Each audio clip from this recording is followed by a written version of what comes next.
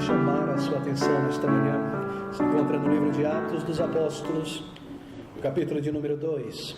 Pode ser comigo nesta manhã, para este livro de Atos dos Apóstolos, e o segundo capítulo, o versículo de número 44.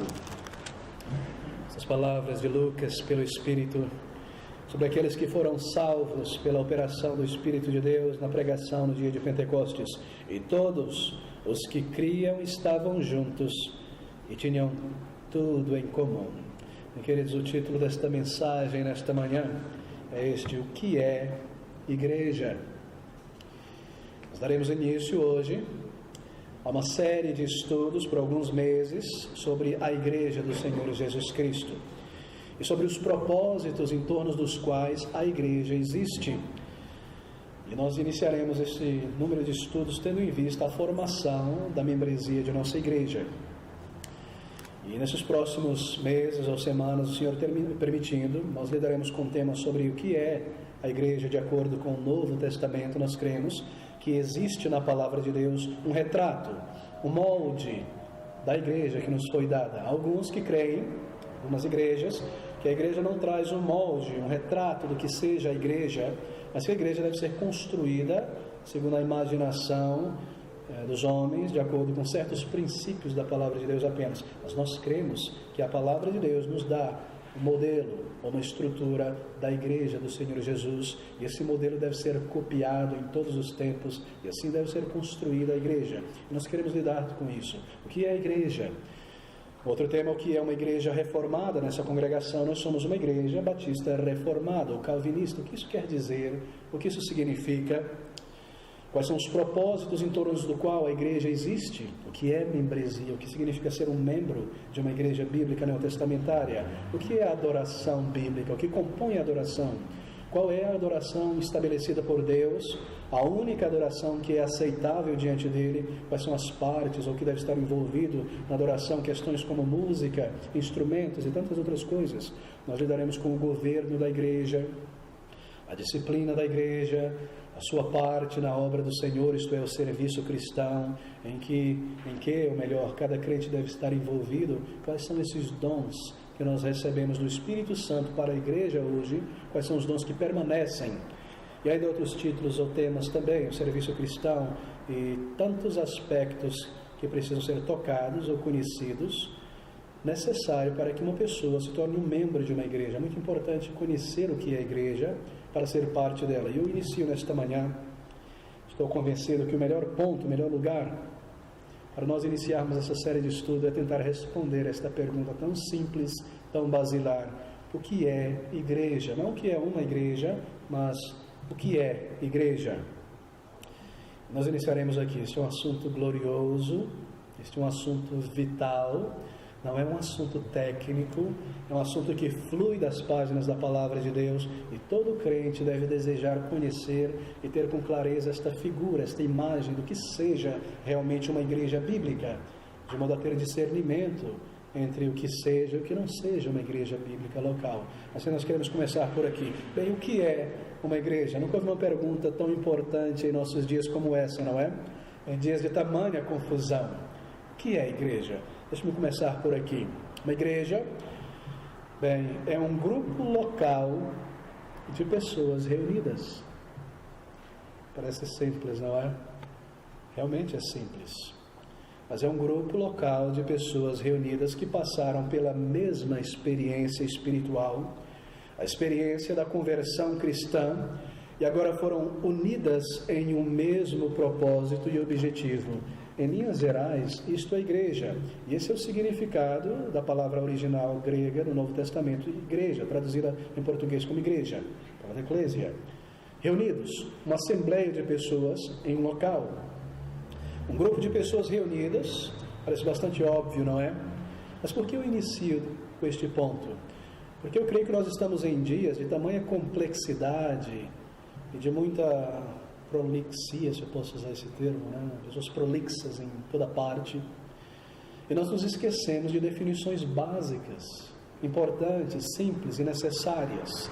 um grupo de pessoas reunidas que passaram pela mesma experiência espiritual de conversão e agora se aglomeram no lugar, não apenas como indivíduos separados, mas atados ali com o mesmo propósito e o mesmo objetivo. Isso é uma igreja, um grupo de pessoas reunidas que experimentaram a conversão e agora têm o mesmo propósito. Por que eu menciono isso?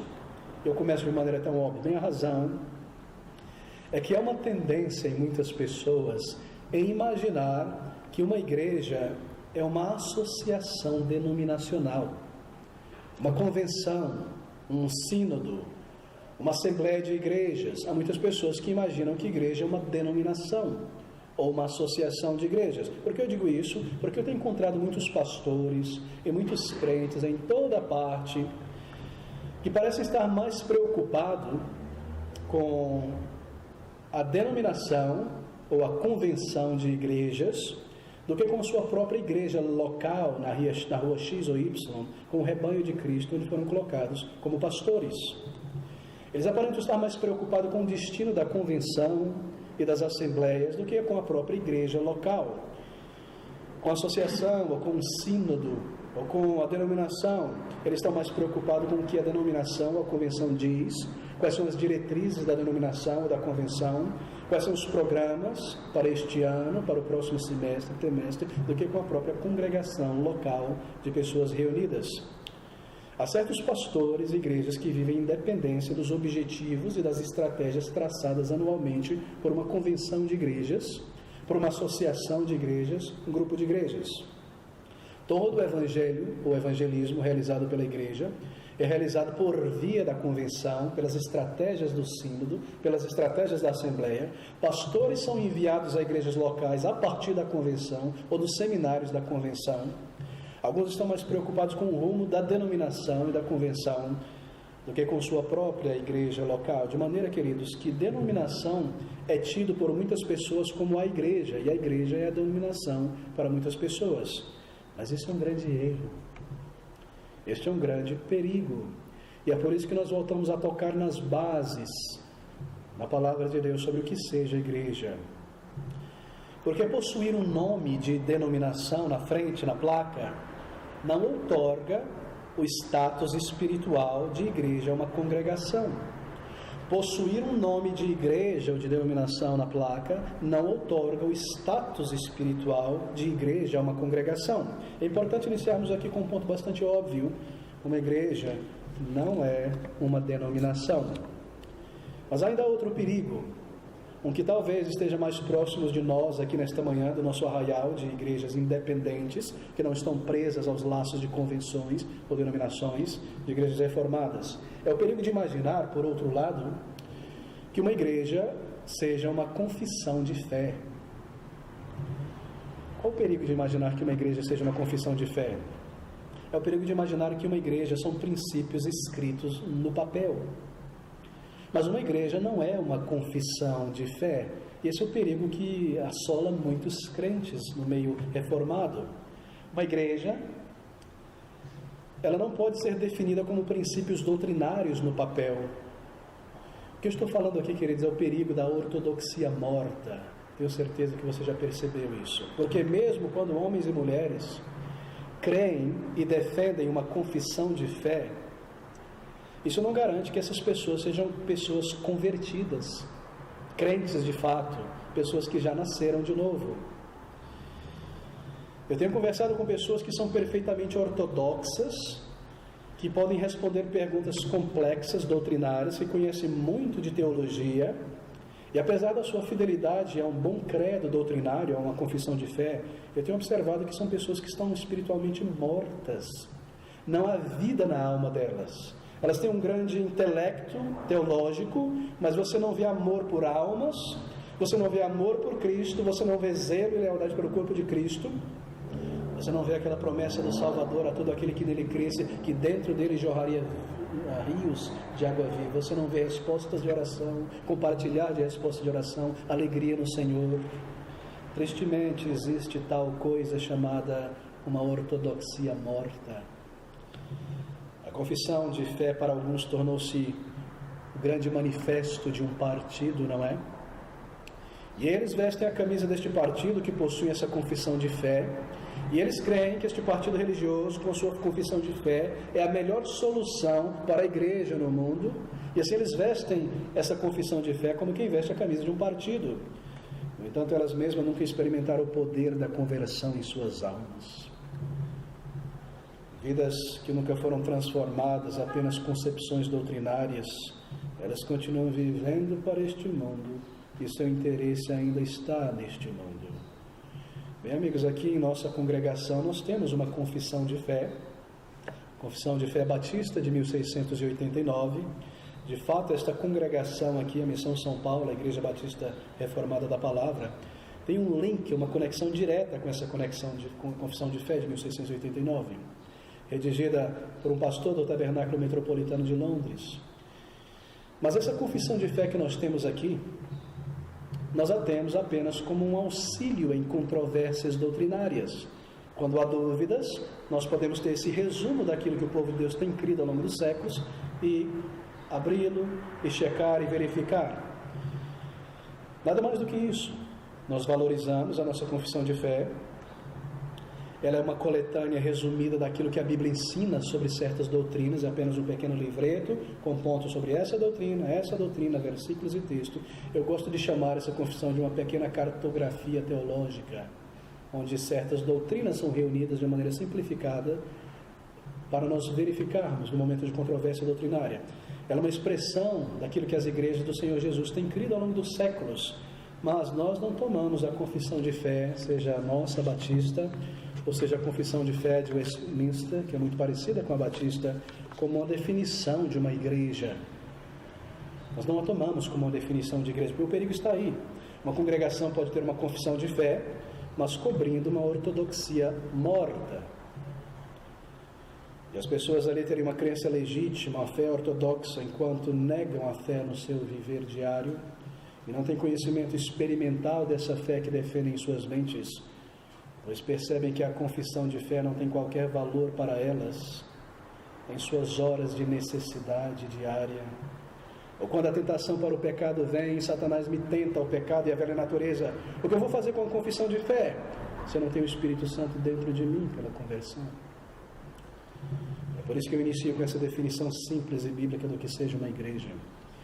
Um grupo local de pessoas reunidas que passaram pela mesma experiência espiritual de conversão e agora unidas umas às outras vivem para o mesmo propósito para o qual foram salvas, glorificar o Salvador e manifestar as suas excelências neste mundo. Um grupo de pessoas separadas do mundo e então unidas umas às outras. Eu espero que a figura esteja tomando forma na mente de cada irmão. Grupo de pessoas reunidas. Quem são essas pessoas? O que diferencia esse grupo de pessoas de qualquer outro grupo de pessoas que se reúnem em torno de uma causa, qualquer que seja ela? O que é singular? O que é de singular com esse grupo de pessoas reunidas? O que os difere? O que os caracteriza? Quem são elas? Bem, eu quero destacar duas coisas que diferem este grupo de pessoas que é a igreja. São pessoas que foram primeiro separadas e então elas foram reunidas. Elas foram separadas. Igreja é a união de pessoas que têm sido separadas deste mundo. Em outras palavras, do mundanismo, daquilo que é intrinsecamente característico de uma pessoa que não nasceu de novo, que vive em rebelião contra o seu Criador, aquilo que caracteriza o mundo em volta, a cultura em volta, e nós chamamos disso de mundanismo. Elas não mais vivem para o mundo. Elas podem ser cidadãs de um país, elas têm traços culturais, uma língua de um determinado país, mas elas não pertencem mais ao mundo, ao mundanismo, aquilo que caracteriza a cultura humana decaída em pecados. Elas viraram as suas costas para essas coisas, elas foram separadas disso. Elas continuam cidadãs de São Paulo, elas voltam nesse país ou em outro país, mas elas não mais pertencem a este mundo maligno. Elas foram separadas na conversão deste mundo. É maravilhoso pensar sobre isso, não é? Pessoas separadas de um mundo corrompido. Que linguagem gloriosa nós encontramos em Colossenses capítulo 1, versículo 13. Ouça essas palavras. O qual Deus, nos tirou da potestade das trevas e nos transportou para o reino do Filho do seu amor. Você percebe? Tirou, tirados, separados, tirados pela raiz, assim por dizer. Veja 1 Pedro, capítulo 2, versículo 9. A mesma ideia, o mesmo sentimento aqui do Espírito, agora através de Pedro. 1 Pedro 2, versículo 9 e 10. Mas vós, esse é o grupo reunido, sois a geração eleita, o sacerdócio real, a nação santa, o povo adquirido, para que anuncieis as virtudes daquele que vos chamou, separou, chamou para fora das trevas deste mundo, isto é, para a sua maravilhosa luz. Este é um grupo separado. Essa é a ideia. Aqui está a diferença, o antes e o depois. No versículo 11, ainda em 1 Pedro, Pedro diz essas palavras. Observe o que ele diz. Estou no capítulo 2. Amados, peço-vos como a peregrinos e forasteiros que vos abstenhais das concupiscências carnais que combatem contra a carne. Forasteiros, peregrinos, são pessoas que estão jornando por um país, mas elas não pertencem mais ali. Essa é a ideia. Pessoas que foram separadas da vida para este mundo somente, para viverem para um outro reino, e elas então serão unidas. São vários textos na palavra de Deus. Há textos que nos chamam de filhos da luz e não mais das trevas, embaixadores de um outro reino, ali em 1 Coríntios 5:20, cidadãos do Brasil, de São Paulo, mas eu já não mais pertenço a este mundo, a minha pátria é o céu. Um estrangeiro aqui, um peregrino aqui. E essas pessoas têm sido separadas, e essa é a primeira característica deste grupo de pessoas que é a igreja. Elas foram separadas de seu amor pelo pecado, de uma vida vazia e inócua atrás de bens materiais, de prazeres passageiros, da cultura e do amor pela cultura manchada, rebelde deste mundo. Às vezes, mesmo de amigos e de familiares, pessoas com quem nós compartilhávamos os nossos pecados, companheiros que eram comparsas conosco nos pecados, e às vezes mesmo de famílias e achegados que ainda vivem na escuridão. Separação é uma característica vital de um crente. Ele foi separado da vida deste mundo. Oh, como às vezes nós nos esquecemos da palavra do Senhor Jesus Cristo em Mateus capítulo 10, não é? Está naquele versículo de número 34. Veja comigo, Mateus 10, 34. É o Senhor que está falando aqui. Não cuideis, que vim trazer a paz à terra. Não vim trazer paz, mas a espada, porque eu vim pôr em dissensão o homem contra seu pai, a filha contra sua mãe, e a nora contra sua sogra, e assim os inimigos do homem serão os seus familiares. Essa é uma verdade da qual nós não podemos fugir.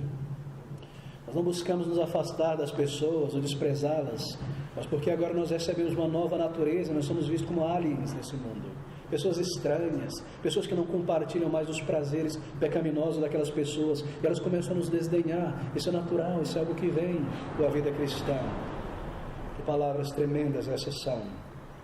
No versículo 11 nós vemos Pedro falar, em Mateus, o Senhor Jesus Cristo declarando essa doutrina, separados do mundanismo, e então unidas umas às outras. Unidas, queridos, não apenas mero companheirismo, não apenas pessoas sentadas uma do lado da outra e termina o culto, cada um cuida da sua vida. Não, unidas, atadas, um laço muito mais forte do que o laço de companheirismo. Elas foram unidas e coladas juntas umas às outras. Primeiro realmente separadas do amor por este mundo, e então unidas e coladas umas às outras. Em Atos capítulo 9, se você abrir comigo mais uma vez, rapidamente, nós vemos uma situação interessante que mostra essa ideia de unidade. Atos 9, versículo 26, você percebe a força desta ideia. É sobre Paulo, quando Saulo chegou a Jerusalém, ele já tinha nascido de novo, procurava ajuntar-se aos discípulos, mas todos o temiam, não crendo que fosse discípulo. Eles não conheciam Saulo. Eles sabiam que Saulo era aquele perseguidor que tinha ajudado no martírio de Estevão. As pessoas estavam meio duvidosas se ele tinha nascido realmente de novo. E alguém precisou tomá-lo pela mão, Barnabé, e levá-lo e introduzi-lo aos discípulos. Quando Saulo chegou a Jerusalém, procurava juntar seus discípulos. Saulo não buscava apenas ir ao templo ou à congregação para adorar. Em especial uma igreja como a de Jerusalém, que devia haver centenas de pessoas. Qualquer um podia entrar ali e adorar sem ser percebido. Ele queria se ajuntar à congregação. Ele queria se tornar um membro. Essa é a ideia aqui por trás dessas palavras. Tornar-se um membro. E sabe qual é o termo aqui? Ajuntar-se, no original, é o termo do qual nós tiramos a palavra em português para cola.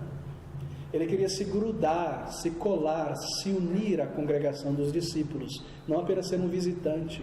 Ele queria ser parte, mas as pessoas estavam num certo meio de tê-lo como parte daquela família, e Barnabé precisou tomá-lo pela mão e introduzi-lo ao povo de Deus.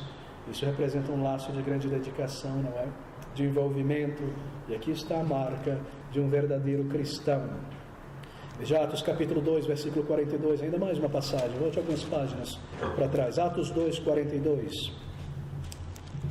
Essas palavras que nós lemos: e perseveravam na doutrina dos apóstolos e na comunhão e no partir do pão. Eles perseveravam em estar juntos e em permanecer juntos e na doutrina, isto é, no ensino da palavra de Deus, e assim por diante. Ó, queridos, essa é uma característica vital de uma igreja. Pessoas que foram de fato separadas do mundanismo, elas não vivem mais para a cultura deste mundo, embora trabalhem ali, vivem nesta cidade, elas não tiram mais o seu prazer, a sua alegria e a sua satisfação do pecado e daquilo que caracteriza uma cultura marcada pelo pecado. São pessoas de um outro mundo, de fato, o céu. E elas vivem nesta colônia do céu aqui na terra, que é a igreja. Nesta colônia elas têm a sua alegria e o seu prazer, elas estão unidas umas às outras. Quão diferente, não é? Outro dia eu estava no táxi, e esse senhor que frequenta uma certa igreja me dizendo sobre a sua igreja, e falando, mas em tudo que ele dizia ali para promover a sua igreja, você percebia que aquilo não era igreja coisa nenhuma, mas uma aglomeração de pessoas reunidas num salão, onde as pessoas eram extraídas delas certos benefícios e elas buscavam outros benefícios. E aquele senhor começava a reclamar da pessoa que estava sentada do lado dela, que tinha um hálito muito forte, e o outro que já fazia barulho, e eu não gosto dessa pessoa. Você percebe que não havia um laço de amizade, de amor, como irmãos. Eram pessoas isoladas que iam uma aglomeração em busca de algo individualista de Deus. Mas isso não é igreja. Pessoas unidas umas às outras com o mesmo propósito. Juntas, e perseveravam em permanecer juntas, em amar umas às outras, em respeitar umas às outras, porque elas passaram pela mesma experiência de conversão e de perdão e de uma nova vida. As melhores ilustrações que nós temos dessa união, dessa unidade de propósito e pensamento estão aqui no Novo Testamento sobre a igreja. Há pelo menos 7 metáforas ou ilustração sobre a igreja. A igreja é comparada na Bíblia a certas coisas, e quando nós observamos essas coisas, essas metáforas, nós aprendemos algo sobre a igreja. Essa é a sabedoria de Deus. A igreja comparada na Bíblia é um edifício de um templo. Isso nos diz muito sobre a igreja. Um local onde o Espírito Santo habita e é adorado. A igreja é comparada a um corpo humano, ela é comparada a um lar de uma família ideal, ela é comparada a uma videira, ela é comparada a um rebanho de ovelhas, também é comparada a uma noiva e a um sacerdócio, um exército. Nosso tempo não nos permite lidar com todas essas figuras, mas eu quero destacar apenas 3 delas, porque são ilustrações que descrevem a natureza do que seja uma verdadeira igreja bíblica nesse mundo. A primeira é a metáfora do templo. A igreja é comparada a um templo, um edifício de um templo. Isso aparece em várias passagens da Bíblia. Abra comigo em Efésios capítulo 2, nós temos uma ali. Efésios 2, versículo 21 a 22, onde a igreja é comparada a este edifício de um templo. Efésios capítulo 2, versículo 21, no qual todo o edifício bem ajustado cresce para templo santo no Senhor. Isso é sobre a igreja, pessoas que foram salvas e unidas, no qual também vós juntamente sois edificados para a morada de Deus em espírito. Bem, o que é um edifício? É obviamente uma unidade de partes, não é um prédio, é uma unidade de muitas partes, blocos que são colocadas ali para formar algo, seja pedra, seja tijolo, ou seja vigas. E essas partes deste prédio, elas permanecem firmemente juntas e unidas para dar formação a algo. Elas estão ali firmes, unidas, cada uma envolvida em uma parte. E essa figura da igreja, do povo de Deus separado, como um templo, nos ensina muitas coisas. Mas eu quero destacar pelo menos duas delas. Você se recorda que no Antigo Testamento há uma imagem da igreja como um templo também, não é? É bastante instrutivo nós pensarmos sobre a construção do templo de Salomão, por exemplo, ali em 1 Reis, capítulo 6, versículo 7. Não abrirei, mas você pode ver em casa, anote, 1 Reis, capítulo 6, 7. Você percebe a narrativa da construção desse templo, isso é um símbolo da igreja lá no futuro. As pedras eram tiradas da rocha, elas eram cortadas fora do arraial, fora de Jerusalém, elas eram cortadas da rocha, então elas eram polidas na medida certa, trazidas a Jerusalém, e ali elas encaixadas no lugar certo. Uma das coisas que não acontecia é que não havia barulho na construção do templo. Isso nos fala sobre a reunião de negócios da igreja. Mas esse é um outro assunto que nós lidaremos no futuro. Mas a pedra era tirada da rocha, polida e então trazida, e ali era formada como um templo. Elas seriam unidas. Elas precisavam ser lavradas fora do arraial primeiro. Lavradas antes de serem levadas e transformadas em um edifício do templo para adoração. Antes de serem unidas ao prédio, elas eram lavradas e polidas. Isso obviamente é uma figura da igreja. E essa é a primeira lição deste símbolo, espero que você tenha percebido. Que as pessoas serão unidas à igreja do Senhor Jesus Cristo somente depois de serem arrancadas desse mundo, e o Espírito Santo de Deus habitar nelas e polir elas, assim por dizer, e dar uma nova natureza. Ninguém faz parte de uma igreja verdadeira antes da conversão. Você pode visitar uma igreja, ir ali, adorar, imaginar que está adorando, frequentar, mas uma pessoa só se torna parte da igreja do Senhor Jesus Cristo depois de salva. Pessoas separadas que passaram pela mesma experiência de conversão e que no momento da conversão receberam o Espírito e não depois, porque é o Espírito que salva. Tanto é que Paulo nos disse: vós não tendes o Espírito, não sois de Deus. E ele transforma, e assim essas pessoas são unidas à igreja do Senhor Jesus Cristo. Primeiramente, uma obra em suas vidas antes de serem unidas. Pedras que eram tiradas da montanha. Pessoas que serão transformadas, lavradas e então unidas ao templo em construção em seu devido lugar. Essa é a ideia do templo ali. Quem eram essas pessoas unidas de uma maneira coesa e firme na igreja? Eram pessoas, ou são pessoas, que tiveram uma experiência em comum, a experiência de terem seus olhos um dia abertos para o seu pecado, levadas ao arrependimento sincero, fé no Salvador, novo nascimento, experimentaram a obra de conversão. Elas foram convencidas de seus pecados. Se jamais somos convencidos da nossa pecaminosidade, queridos, então nós não somos verdadeiros cristãos. Somos na realidade não membros da igreja do Senhor Jesus, ainda embora o nosso nome esteja no rol de membros.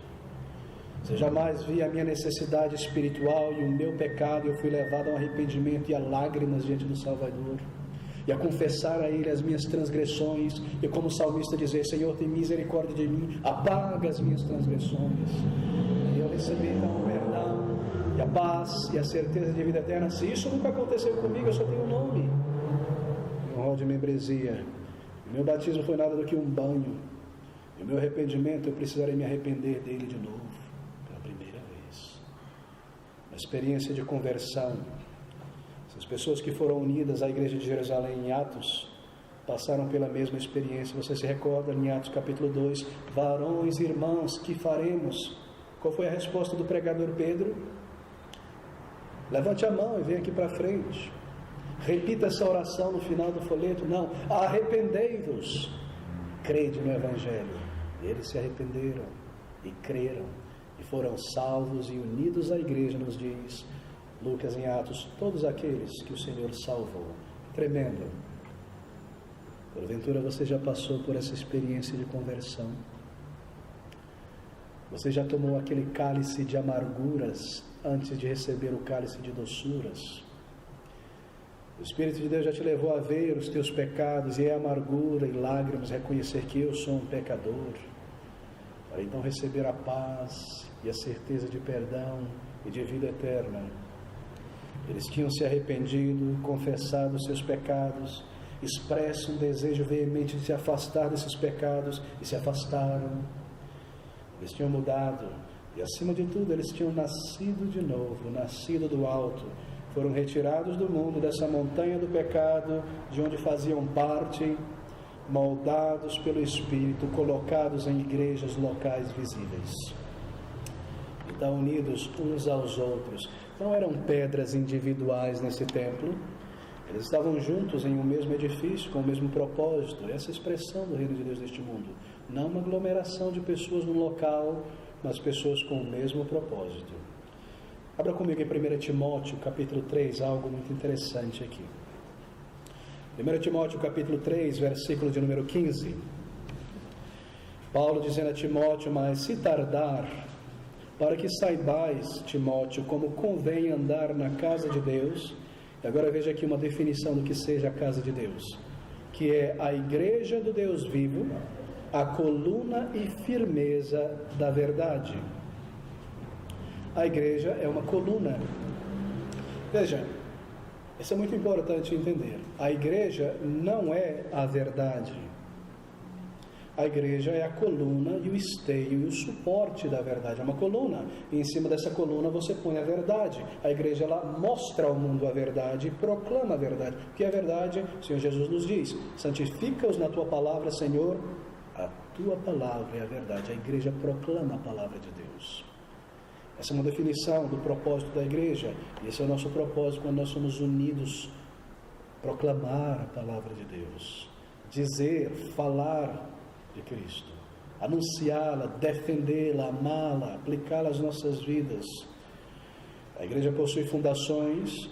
Nós vimos que essas fundações são as doutrinas dos apóstolos. Cristo é essa rocha, não é? Onde estão essas fundações, para não cair, não afundar. Os apóstolos escreveram a vida de Cristo, o Novo Testamento.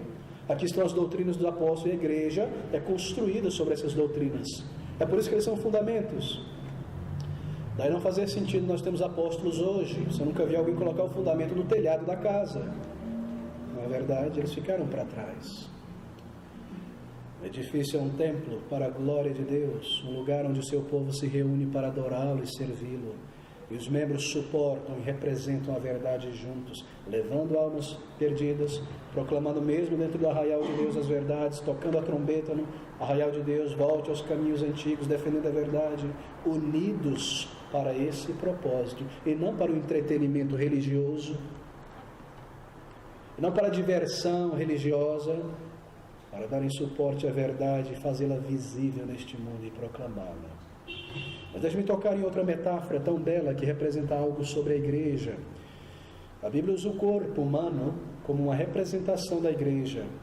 Está em um número de passagens. Eu abro em 1 Coríntios capítulo 12. Abra comigo no Novo Testamento ainda. 1 Coríntios capítulo 12, versículo de número 12. Porque assim como o corpo é um, e tem muitos membros, e todos os membros deste um corpo, sendo muitos, são um só corpo, assim é Cristo também. E aqui ele passa a falar sobre isso.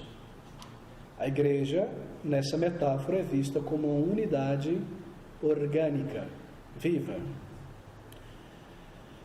O que é um corpo?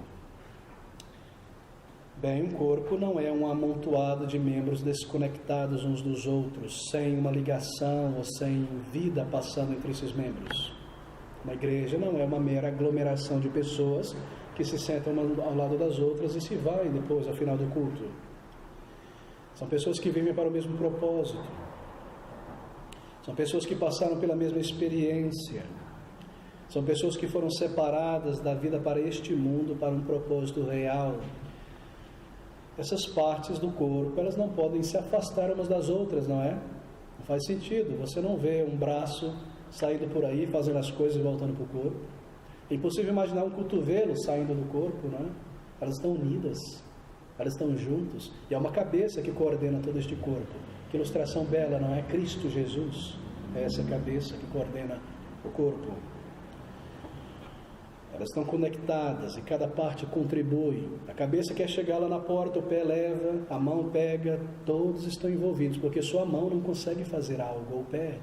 Cada parte, assim Deus nos deu os dons para essa função. Queridos, pense sobre isso. Uma congregação é para muito além do que uma audiência e um púlpito.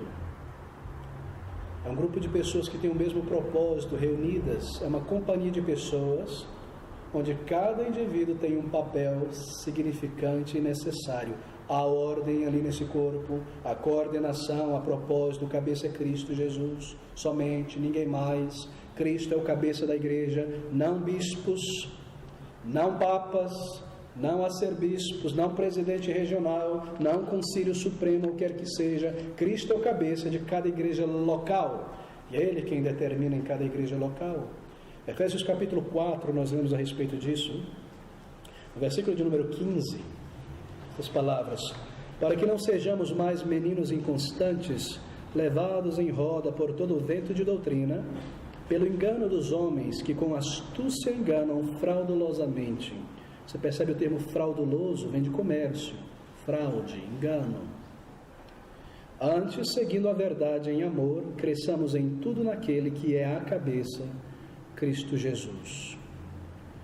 Uma das razões pela qual Deus une seu povo em uma igreja local é para que cada crente, cada membro deste corpo esteja envolvido no crescimento do corpo, através do testemunho de uma vida e também de lábios.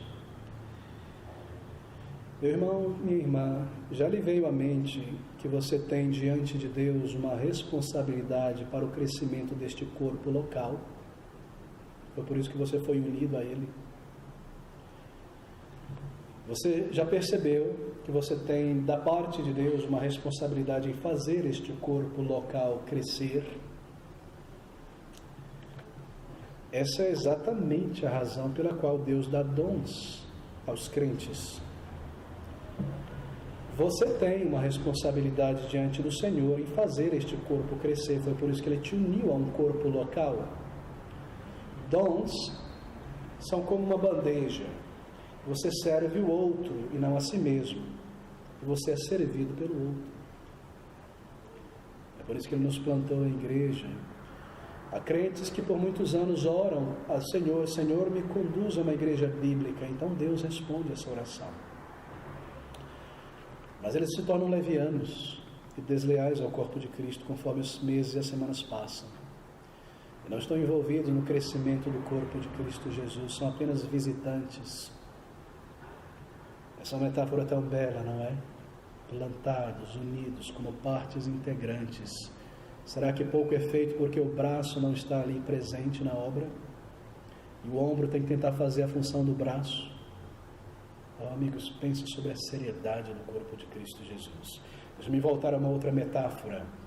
Em Efésios capítulo 2, ainda neste livro, no versículo 19, nós temos a metáfora da família. A igreja é comparada pelo Espírito a uma família. Assim que já não sois mais estrangeiros nem forasteiros, mas concidadãos dos santos e da família de Deus. Você vai ver o mesmo lá em 1 Timóteo capítulo 3, versículo de número 15. Mas se tardar, para que saibais como convém andar na casa de Deus. Casa, local, uma família. Gálatas capítulo 6, versículo 10. Você pode checar em casa, mas eu leio. Então, enquanto temos tempo, façamos bem a todos, mas principalmente aos domésticos da fé, ou da nossa família local na igreja. Você percebe a ideia da igreja como uma família?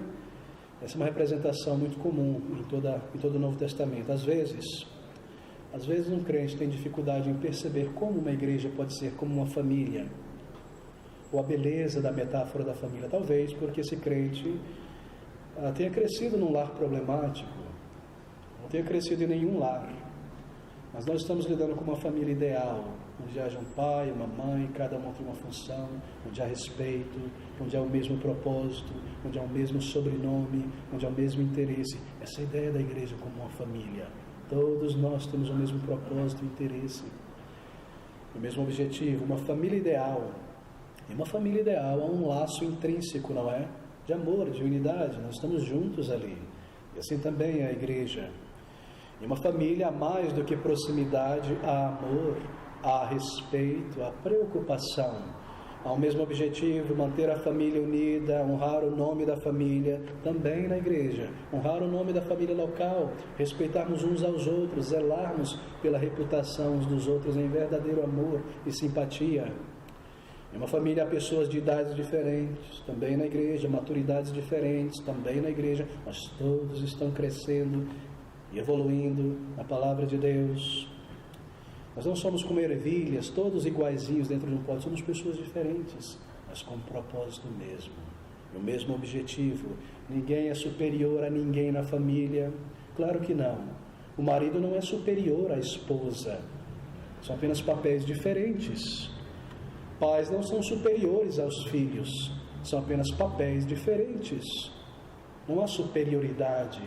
Assim também na igreja, somos todos irmãos em Cristo com papéis diferentes. Nós honramos uns aos outros os papéis que Deus nos deu. Oh, como maravilhoso pensar sobre a igreja.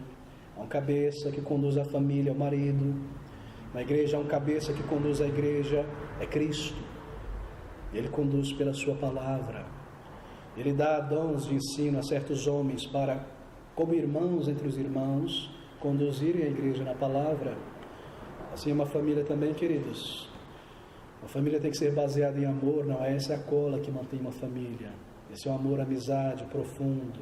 Assim é a igreja, cooperação, respeito, interesse mútuo, respeito sincero e não abuso. Não é como na família. Cada um tem uma parte, uma responsabilidade. Não deixe sobrecarregar os ombros de ninguém. Assim também na igreja. Baseada em ordem, há uma liderança clara, há um propósito comum. A igreja do Senhor é tão bela. E que comparação, que metáfora do corpo, não é? Os membros dessa família, elas possuem um profundo interesse pelo bem-estar de cada um naquela família. Há cuidado, há interesse. Assim é na igreja. Porque nós compartilhamos o mesmo sobrenome, Cristo Jesus, filhos de Deus. E nós queremos zelar por essa família. Bem, deixe-me sumarizar isso aqui. Um grupo local de pessoas reunidas que passaram pela mesma experiência espiritual da conversão, novo nascimento, separados do mundo e agora unidas umas às outras com o mesmo propósito. Um edifício, ligadas em crescimento, onde Deus habita pelo Espírito. Ele é adorado aqui. Um corpo organicamente ligado, não indivíduos isolados e separados, uma família, o mesmo laço, coordenada, liderada, amor, real propósito, serviço. Ainda outras metáforas tão belas, quem sabe nós voltemos a lidar sobre elas. Mas, querida, deixa-me lidar com outro ponto sobre o que seja igreja agora. O caráter da igreja. Qual é o caráter de uma igreja local? Lembre-se que nós não estamos falando sobre a denominação, a confissão de fé, mas a igreja local, a união de pessoas em um determinado local, em adoração e serviço a Cristo. O Novo Testamento ensina pelo menos 4 princípios que definem o caráter de toda a igreja bíblica local. Esses princípios, eles tornam cada igreja local igrejas verdadeiramente cristocêntricas, igrejas verdadeiramente efetivas, igrejas agradáveis a Deus. São 4 princípios da palavra de Deus que caracterizam uma verdadeira igreja local bíblica. Nós vimos já o que é uma igreja, reunião de pessoas separadas que passaram pela mesma experiência espiritual, unidas, como essas metáforas nos mostram. Mas qual é o caráter dessa igreja? Como olhar para uma igreja e saber que ela é realmente uma igreja bíblica? Quais são esses elementos que devem estar presentes, visíveis, operantes em uma verdadeira igreja local bíblica? Bem, o primeiro deles é que Cristo, Ele é o Senhor e o cabeça de toda a igreja local individual. Cada congregação sendo inteiramente independente e autônoma de outras congregações. A igreja do Novo Testamento é a igreja independente. São igrejas locais, independentes, onde Cristo é o cabeça e Ele reina pela sua palavra pregada e proclamada ali. Nenhuma igreja deve estar sujeita a qualquer corpo denominacional ou qualquer hierarquia denominacional. Essas são invenções humanas para que pessoas se mantenham com poder sobre outras pessoas. Mas a igreja do Novo Testamento ela é individual, local. Sim, nós temos fraternidade, amizade com outros crentes em Cristo de outras igrejas locais, mas a igreja na Bíblia são igrejas locais independentes. Essa é a ideia. A segunda característica é que na igreja, somente pessoas convertidas, nascidas de novo, devem ser admitidas para dentro da congregação local como membros. Esse é o princípio da membresia regenerada. Somente pessoas regeneradas devem ser aceitas como membros de uma igreja. Sim, qualquer pessoa deve entrar na igreja. As portas estão abertas a todas as pessoas, mas para a membresia, somente pessoas que nasceram de novo, somente filhos e filhas que nasceram ali, que foram adotadas, assim por dizer, por Cristo Jesus para a sua família. Em terceiro lugar, cada membro em particular deve ser ou estar sinceramente e totalmente dedicado à comunhão e ao serviço da igreja local. Essa é uma outra característica neotestamentária de uma verdadeira igreja. Em quarto lugar, cada igreja individual deve estar vivendo em obediência sincera ao senhorio de Cristo. Ela experimentará crescimento, sim. Isso é um sinal de vida espiritual, que há crescimento, mas esse crescimento está de acordo com a vontade de Deus e com o tempo de Deus. Bem, deixe-me tocar brevemente no tempo que nos resta nessa primeira característica de uma igreja realmente bíblica. É uma igreja independente, é uma congregação independente de outras. Isso significa dizer que cada igreja do Senhor Jesus é independente e autônoma, não estando debaixo do governo de uma instituição hierarquizada, seja eclesiástica, ou seja uma associação, convenção, exceto em casos temporários, quando uma igreja está iniciando um ponto de pregação e aquela congregação é mantida com um laço com ela. Mas uma vez que ela consegue andar com suas próprias pernas, esse cordão umbilical precisa ser cortado. Essa igreja não pode apitar naquela outra igreja e dizer como aquela igreja deve viver, existir, porque o cabeça dela, como dessa, é o Senhor Jesus. Assim, queridos, nós pensamos sobre isso. Cada igreja deve estar debaixo do governo direto e da condução direta e da bênção do Senhor Jesus pela sua palavra. Tristemente, os esquemas humanos de cooperação sempre tendem para a formação de associações, o desenvolvimento de denominações, de sínodos, de convenções, etc., que centralizam o governo de muitas igrejas individuais sobre a mão de certas pessoas ou certas ideias. Mas essa é uma negligência do padrão bíblico. Isso torna igrejas locais muito vulneráveis ao erro. E Satanás tem corrompido milhares de igrejas locais pelos canais terminais das convenções. E assim ideias são criadas nas convenções, associações, e se espalham por esses canais para as igrejas locais. E muitas são corrompidas rapidamente. Deixa-me tentar explicar isso. Deus é muito mais sábio do que nós. Se uma igreja individual, independente, ela se corrompe, ela se afasta dos princípios da palavra de Deus, ela irá fechar as portas sozinha, sem contaminar outras. Mas se as igrejas estão unidas em laços de convenção e as diretrizes vêm ali do centro, no momento que esse centro se corrompe e se afasta da igreja, todas as demais igrejas se corrompem também. Você percebe como Deus é mais sábio em estabelecer igrejas independentes e locais. Mas a ideia de centralizar já vem de muito tempo, não é? E você percebe o caos de muitos grupos denominacionais. Por que foi que a Igreja Batista Brasileira, em tantos outros países, as presbiterianas e as pentecostais se corromperam tão rapidamente pelos canais das convenções e assembleias? E o liberalismo se infiltrou no século XIX por tantas igrejas através desses canais, desses líderes.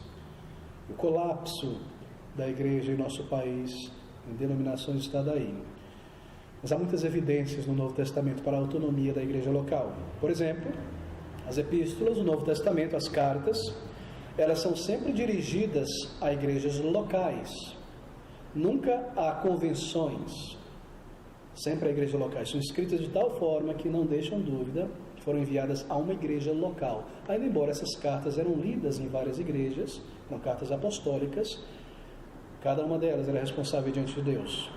Observe também, isso é muito importante, o Senhor Jesus Cristo, Ele nunca fundou uma organização unificada de igrejas.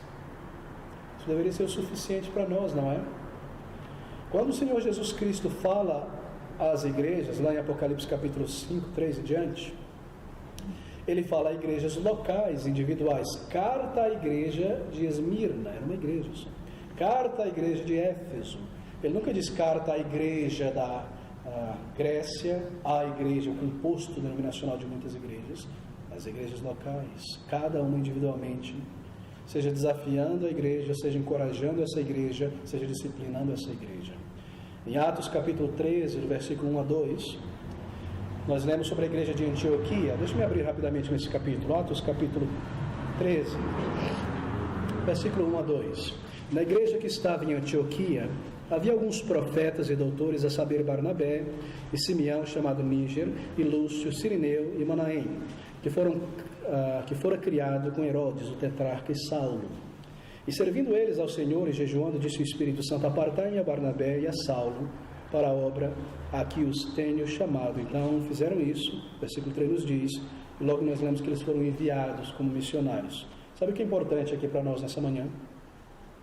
É que, embora a maioria dos apóstolos ainda estivessem vivos, estavam na igreja de Jerusalém, aqui nós temos um exemplo como o Espírito Santo de Deus lidou diretamente com a igreja de Antioquia, sem ter que passar pela igreja de Jerusalém onde estavam os apóstolos.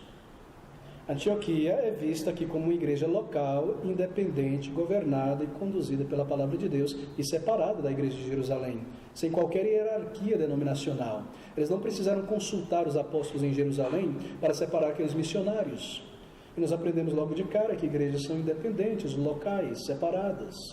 Observe também que o termo igreja, ele é usado no Novo Testamento 114 vezes, e nenhuma delas é para descrever uma igreja nacional ou qualquer outro grupo de igrejas. Você não verá no Novo Testamento, e eu desafio qualquer pessoa a me mostrar um exemplo onde o termo igreja seja usado para qualificar um grupo de igrejas. Sempre qualifica igrejas locais, individuais. Sempre usado para classificar igrejas locais, individuais em determinadas áreas. Há uma referência em 5, onde a palavra igreja representa todo o corpo de Cristo, mas essa é a igreja invisível, de pessoas salvas no mundo inteiro, que nós só veremos quando estivermos na glória. Homens 5. Em todas as épocas, a igreja universal de Cristo, em todos os tempos, há igreja, mas em todos os outros lugares são igrejas individuais, a maioria das vezes dirigida a uma igreja específica. Saúda a igreja que está em tua casa. Poderia ser mais específico, não é? Mesmo quando usado para o número de igrejas em uma região, por exemplo, o termo é aplicado a igrejas individuais. É usado no plural, lá em 1 Coríntios capítulo 14, 34. As vossas mulheres estejam caladas nas igrejas locais. As igrejas que estão na Ásia. E não há igrejas individuais, locais. A metáfora das igrejas nos mostra também isso, não é? O edifício de um templo, cada edifício é particular.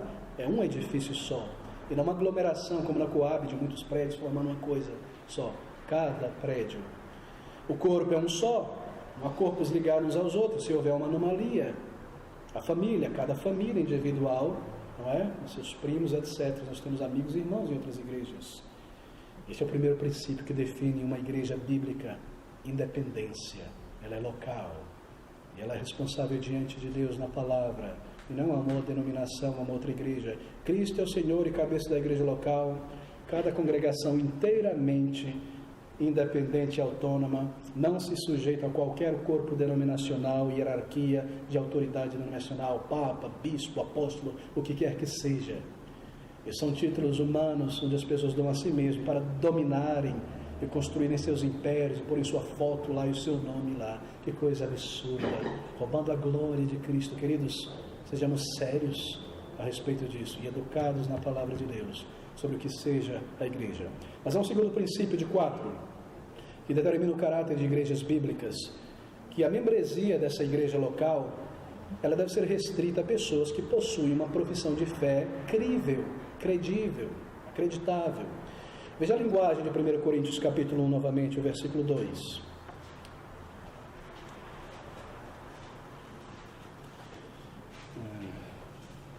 Essas palavras. 1 Coríntios capítulo 1, eu creio que é o versículo 2, sim.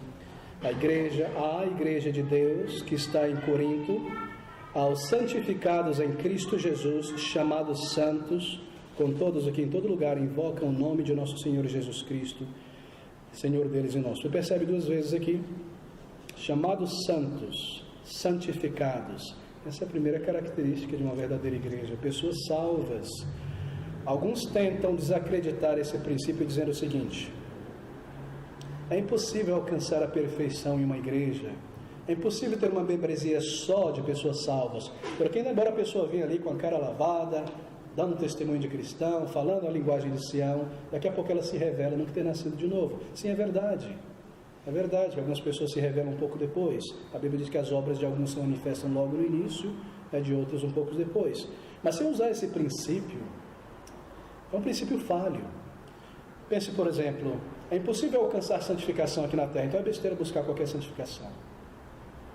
Estaremos contradizendo a palavra de Deus, não é? Assim, a membresia deve ser formada somente de pessoas regeneradas. E os membros dessas igrejas devem observar sinais de verdadeira conversão numa pessoa antes de estender a mão direita de membresia. Essa é a ideia. A nossa tarefa é seguir o padrão do Novo Testamento e não o silogismo das pessoas.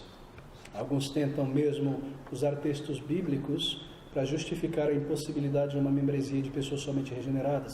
Lá em Mateus capítulo 13, versículo 24 a 38, alguns líderes que dizem assim: você se lembra da parábola do Senhor Jesus Cristo? Eles plantaram para aquele Senhor, mas o inimigo veio à noite e lançou o que? Semente de joio. E no outro dia estavam crescendo joio e trigo juntos. Senhor, vamos e arranquemos o joio dentro do trigo. E a resposta do Senhor foi: não, espere para o final dos tempos. E vai ser separado os molhos, não é, do trigo, do joio. Uns serão lançados na fornalha e outros para o celeiro. E alguns pegam esse texto e dizem assim: você está vendo? É impossível você separar na igreja crente e não crente. Os presbiterianos, amigos em Cristo, usam esse argumento, não é? Eles dizem: não, tudo bem, você não consegue separar quem é crente e não é crente na igreja. O batismo infantil traz muita gente não salva para a membresia, e aqui está a Bíblia dizendo: é impossível separar. Mas, queridos, esse campo aqui, se você observar com calma, não é a igreja. O campo é o mundo. O campo não é a igreja. O campo é o mundo. O que significa dizer que crente e não crente viverão juntos por todo o tempo, até que Cristo Jesus volte com seus anjos, e aí serão separados os bodes das ovelhas. Essa é a ideia desse versículo. Você não se pode usar um texto desse para dizer: tudo bem, crente e não crente na mesma membresia. Não, amigos. Uma característica de uma igreja verdadeiramente bíblica: pessoas regeneradas, que passaram pela mesma experiência de conversão. Para dissipar qualquer dúvida sobre o princípio apenas de pessoas salvas, nós voltamos à metáfora, não é, da igreja, aquelas várias metáforas. Todas elas apontam para uma membresia regenerada. As pedras desse templo não são pedras mortas. Pedro nos diz que são pedras vivas. Sois edificados como pedras vivas. No corpo só pode haver membros vivos, não é? Se um braço está morto, tem que ser amputado. Mesma coisa sobre a família, pessoas que ainda estão vivas. Cada metáfora aponta para uma membresia de pessoas regeneradas. Todas elas são belas metáforas. Sim, as portas da igreja estão abertas a qualquer pessoa que venha ouvir o Evangelho. Nós temos amigos na igreja, mas membros devem ser aqueles que demonstraram por uma vida transformada terem realmente nascido de novo. Não apenas sido batizados ou passado por uma classe de doutrina, verdadeiros frutos de conversão. Esse é o segundo princípio que determina o caráter de uma verdadeira igreja bíblica local. Na membresia, somente pessoas que já nasceram de novo e podem provar isso por frutos de uma verdadeira natureza. Oh, amigos, é somente em um ambiente assim de pessoas salvas que o amor fraternal pode fluir, não é? Um ambiente misturado a picuinhas, divisões, tragédias, bagunças, gritarias. Mas que Paulo nos diz, os frutos da carne, nós temos que ter clareza quanto a isso. O terceiro princípio essencial, e eu corro para o final, que deve determinar o caráter de uma verdadeira igreja local, é esta: que os membros ali devem demonstrar ter uma só mente, unidos em uma mesma doutrina, aprendendo a palavra, zelosamente trabalhando juntos para o Senhor, buscando crescer em amor. Sabe o que é isso? Esse é o princípio de dedicação total à comunhão e ao serviço do Senhor. Não é suficiente vir apenas, pastor, não é suficiente apenas que eu vá no culto, oferte, seja cordial com as pessoas, põe o pé na areia, vou cuidar da minha vida. Não, não é suficiente, diz a palavra de Deus. A igreja nunca foi designada para ser um púlpito, uma audiência, mas um corpo vivo, cada membro sinceramente envolvido em seu crescimento real. Romanos capítulo 12, versículo 1, fala sobre a conduta do crente na igreja. Lá em Colossenses capítulo 2, versículo 5, nós temos a palavra ordem, grego, disposição, harmonia, como um exército, não é, em marcha, para o mesmo propósito, não como um grupo envolvido, debandado, um grupo de pessoas ordenado, coordenado, com o mesmo intuito de ganhar terreno para Cristo, de alcançar almas, de defender a fé. Esse é o grupo da igreja, como um exército, não como uma aglomeração de pessoas espalhadas, um exército de pessoas com o mesmo propósito, combatendo pela verdade, ganhando terreno de Satanás, alcançando almas, edificando e defendendo a igreja. Que figuras tão belas nós temos no Novo Testamento sobre a igreja. E essas palavras mostram que cada igreja deve ser organizada assim, de uma maneira bela, útil, funcional, cada crente em sua posição e ministério definido. Ela se assemelha mais a um batalhão, um exército do Senhor, onde todos estão envolvidos. Quando nós começamos a perceber essas coisas, que diferença, não é? Do que nós vemos por aí, ou talvez de nossa própria atitude. Será que nós temos honrado ao Senhor com pessoas salvas por Ele na igreja do Senhor Jesus Cristo? Todos os dons e talentos devem ser exercitados debaixo da mesma preocupação mútua. Se um crente ele é isolado, ele se isola dos demais na igreja, está sempre isolado num canto esperando que as pessoas venham a ele, ou é complacente, ou é independente, ou é preguiçoso, ou indiferente, essa é uma rejeição do ensino do Senhor Jesus Cristo sobre o que seja a igreja. A pessoa está rejeitando o que a palavra de Deus está dizendo. Nenhum crente deve ser assim, isolado, separado, complacente, ou preguiçoso, ou letárgico, indiferente de se envolver. Queridos, que coisas sérias, não é? Se Cristo é o nosso Senhor, então Ele tem o seu senhorio sobre as nossas vidas. Mas deixe-me correr para este último princípio, o quarto princípio essencial que determina o caráter de uma verdadeira igreja de Cristo é o princípio do crescimento, obviamente. Crescimento será experimentado por toda e qualquer igreja que vive sob o comando de Cristo, andando de acordo com a grande comissão ali de Mateus. A extensão desse crescimento, meus irmãos, ela irá variar em geração após geração, de acordo com a vontade do Senhor. Muitos crentes irão passar ou viver as suas vidas em um período de grande avivamento espiritual. Mas muitos e muitos outros crentes vão viver num período de imensa carestia espiritual, onde poucos serão salvos naquele país ou naquela geração. Isso nos diz que pertence a Deus o calendário e a medida do crescimento espiritual e o tempo dela. Nossa função é lançar semente e lançar novamente e regar. É o Senhor que manda a chuva, é o Senhor que manda o crescimento. Mas ainda assim haverá uma medida de crescimento a toda a igreja fiel, porque um corpo deve trazer vida e esse templo deve crescer e esse exército deve ganhar terreno. Não são figuras estáticas, mas orgânicas, em movimento. Assim, esse ensino, não é? Que toma como analogia o cultivo, o plantar e o resultado de frutos espirituais, esperado pelo tempo do Senhor. E isso nos adverte que é Ele que envia o crescimento, mas é Ele que enviará sim. Lá em Gálatas capítulo 6, versículo 9, Paulo diz: e não nos cansemos de fazer o bem, pois a seu tempo ceifaremos, se não houvermos desfalecido. Assim seja grande ou pequena a colheita de uma igreja, crescimento é uma manifestação essencial de vida. Vida cresce, se desenvolve em uma igreja local. É a vontade de Deus que as igrejas estejam sempre envolvidas em plantar e em colher, e o Senhor dará frutos pela sua graça e vontade. Bem, deixe-me concluir aqui. Há tanto a ser dito sobre esse tema. Nosso objetivo nessa manhã foi mostrar a figura clara da palavra de Deus sobre o que seja uma igreja. Uma igreja bíblica deve possuir essas 4 características fundamentais. Cristo é o Senhor e o cabeça de cada igreja local, cada congregação sendo inteiramente independente e autônoma, não sujeita a um corpo denominacional e a hierarquia de autoridades denominacionais, ou o que quer que seja. Segundo, somente pessoas verdadeiramente convertidas devem ser recebidas como membros dessa igreja, admitidos para dentro da membresia de uma congregação local. Esse é o princípio da membresia regenerada. Terceiro, cada membro em particular, sinceramente, totalmente envolvido e dedicado no crescimento dessa igreja do corpo de Cristo. É um dever e um comando do Senhor sobre cada verdadeiro crente que esteja envolvido no crescimento dessa igreja. Quarto, cada igreja individual, vivendo em obediência ao Senhor, deve experimentar crescimento como um sinal de vida espiritual naquela igreja. Não é inchaço, não é proselitismo, é vidas salvas, novas pessoas convertidas e amadurecimento espiritual real, verdadeira comunhão, verdadeiro amor fraternal. Esses são os frutos de crescimento. Mas esse crescimento está de acordo com a vontade e o cronograma do Senhor e não o nosso.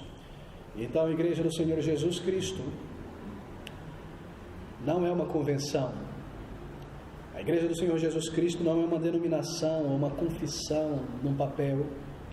Um grupo local de pessoas reunidas que experimentaram a mesma experiência espiritual, transformados, salvos verdadeiramente e agora inteiramente unidas e atadas com o mesmo propósito para o qual foram salvas, separadas do mundo, unidas, interligadas, não visitantes, pessoas que amam e conhecem, que se importam umas com as outras ao longo da semana, estão andando juntos, são membros dessa mesma colônia do céu aqui na terra, pessoas envolvidas, separadas do mundo, unidas, interligadas. As três metáforas: não é o corpo, o templo, na verdade, então a família, saúde espiritual, e esses quatro princípios básicos que definem o caráter de toda a verdadeira igreja ao longo dos séculos, uma igreja onde o Espírito de Deus realmente habita, e tornam cada igreja uma igreja verdadeiramente efetiva e agradável ao Senhor. Queridos, eu espero que a figura esteja bem mais clara na mente de cada crente em Jesus Cristo sobre o que é a igreja do Senhor. Nós voltaremos a lidar, se o Senhor nos permitir, no próximo domingo, que é uma igreja que se diz reformada, que a diferencie de outras igrejas. Que o Senhor nos abençoe, nos torne homens e mulheres sérios, amantes da palavra de Deus, verdadeiros irmãos e irmãs em Cristo na igreja, zelosos uns pelos outros.